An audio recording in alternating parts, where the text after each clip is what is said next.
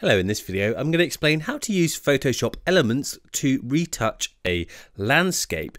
Now you can see in my scene here I've got a few bits of messy debris around the frame here, these little bits of moss and seaweed and things like this, and I find that they're a bit distracting. They're not really complementing the overall serene mood of the image, so I'd like to get rid of them. Now I can use simple retouching skills in Photoshop Elements to do this and come up with something that's much cleaner and much more in keeping with the mood of my long exposure seascape here. So I'm going to show you how this is done. This is my starting image here. So you need to open up Tidy Landscape before, if you're using the project files here, into Photoshop Elements, and then we need to click on the Expert tab at the top of the screen here. We also need to click on the Layers button here to open up our Layers panel. Now the first thing we're going to do here is make a new layer, because this way we can keep all of our retouching on a separate layer just to preserve our background image. And this is always good practice when doing anything in Photoshop. We never really want to be working on our background layer here. So we can click the Create New Layer icon here at the top of the Layers panel to give us a new empty layer. And in fact, I can double click it to rename it, and I'll call it Healing. So now I'm going to grab the Spot Healing Brush tool from the Tools panel over here. And you can see I can hit J for the tool, or I can click on it here in the Tools panel. And when we click on the tool, we get the tool options appear below our image here. And we can go into the tool options here, and we have this option to sample all layers. We want to make sure this is checked, and this means that we can sample from the background layer here while healing on our empty layer above. So again, it helps to keep our healing non-destructive. Now we also want to make sure our type here is set to content aware, and this means that the tool will analyze the image and the surrounding pixels to determine what it is we want to remove. So this is usually the best choice. You might want to try proximity match if you find that content aware slows down your computer, because it does use more processing power when you have this set to content aware. Now with the Spot Healing Brush tool, a useful shortcut, as with any brush tool, we can use the left and right square bracket keys on our keyboard to resize the brush tip. So the right bracket key will make it larger, the left bracket key will make it smaller. We can of course use the size slider down here as well. We also want to zoom in or out of our image. We can use a keyboard shortcut for this as well. We can hit Command or Control. That's Command on Mac, Control on PC. If we hold that and press the plus key or the minus key, we can zoom in or out. And that's obviously very useful when retouching these little marks and blemishes around the frame here. So I'm just holding the space bar to move around the image, and then we can start just painting over little marks and patches with the Spot Healing Brush tool, and you see how the tool does a pretty good job of removing them. So I'm just trying to clear up some of the little messy patches around the rocks here. I'm not going to get rid of everything, but I think it will just benefit the image to start to get rid of some of these little patches around here. And you can see sometimes the tool goes wrong. In this case, it's left a slightly muddy result. If this happens, we can always switch to the Healing Brush tool, which you'll find alongside the Spot Healing Brush tool down here in the tool option. So we can switch to the Healing Brush tool, and again we can make sure sample all layers is checked. Now the Healing Brush is slightly different in that we can sample a source to heal from. So what I can do is hold Alt, and you see I get a little target icon here, and then I can click to sample a nearby source. So say for this little messy patch here, in fact if we zoom in a little bit closer to it, so you can see I've got a little messy patch here,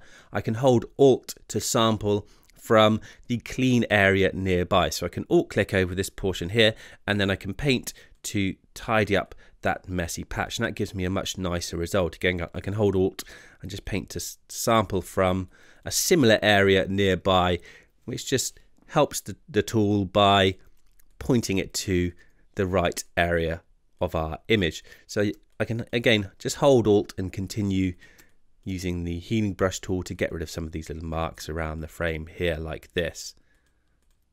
And as I say, I'm not going to get rid of everything, but I find it's going to benefit my image if I just tidy up some of these distracting little patches around the frame like this. Now I might also want to get rid of some larger areas. You can see there's this kind of clump of seaweed here that I'm not really loving, so I'm going to try and get rid of that, and I'm going to use a different tool for this. We're going to switch to the clone tool, so I can hit S for the clone tool, and in fact these are two really useful shortcuts. When retouching, we can hit J for the healing brushes and S for the clone tool, so switching between those tools is often something we want to do when retouching, so it's useful to learn those keyboard shortcuts: S for the clone tool, J for the healing tools. Now with the clone tool, you can see we can set an opacity down here, so we can use the number keys on our keyboard: 2 for 20%, 3 for 30, or 4 for 40, and so on, or we can go for 0 to set it back to 100%. So I'll start off at 100%, and again I'll make sure sample all layers is checked. Now I could clone on my current layer here, but just to keep things neat and tidy, I'm going to create a new layer and call this layer cloning. So this way I can keep my cloning separate from my healing, and I can clone on this new empty layer, again sampling from those two layers below.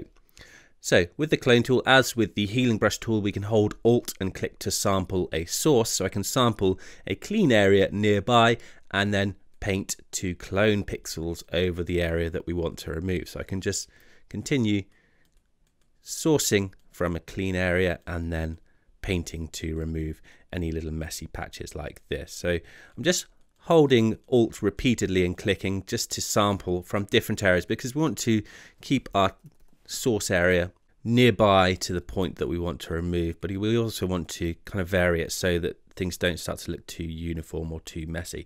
And with the clone tool, what you'll often find when using it at 100%, you kind of get this slightly rough result around edges where it doesn't look all that natural. But what we can do now is switch the opacity, so we can hit 2 for 20% brush opacity, and this way we can clone to gently smooth over these rough pixels here. So I can hold Alt and perhaps sample from this cleaner area above, and then you can see now, because I'm cloning at 20%, we can kind of blend in the pixels for a much smoother result. So again, just cloning at 20% like this, I can get a much smoother result, and just continue painting over these little patches until everything kind of looks nice and smooth and natural. And if I toggle that cloning layer off and on, you can see the difference that makes to my image. And of course, because it's on a separate layer, if we feel it's not really working, we can always delete the layer or erase parts of it and start again. But I'm pretty happy with that. So now I can just continue using the healing tools and the clone tool and just continue working around the image, and I'll come back to you when I've finished my retouching.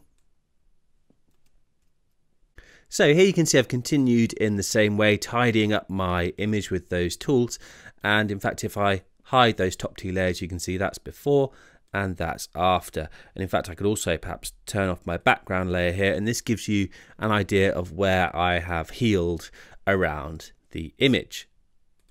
And I'm going to finish off now with a little bit of dodging and burning. So to do this, I'm going to highlight the top layer and use the keyboard shortcut Command or Control plus Shift Alt and E to merge a new layer, and we'll call this layer Dodge Burn. And I'm going to start off with the Dodge tool here. And I find dodging and burning is really good for bringing out texture in rocks like this. So I'm going to set the Dodge tool to highlights here, and we'll keep the exposure fairly low, around 10%, and then again, I can use the left and right square bracket keys to resize my brush tip, and I'm just going to paint to see if I can lighten some of these brighter patches on the rocks here, and this will just help to kind of lift these areas a little bit, especially down here in the corner and perhaps over this little patch of sea here. So I'm just going to lift these little areas here, and then we can switch to the burn tool. If we go into the tool options down here, we can click on the burn tool, and this time we want to set the range to shadows, again with a low exposure, and then we can just paint to darken down some of these little cracks and crevices in the rock here. And if I toggle that layer off and on, you can see the difference that makes to my image. We're just able to lift those rocks a little bit with those few simple brush strokes. And there we have it. That's my finished tidied landscape. So that's how to retouch your landscapes in Photoshop Elements with simple tools.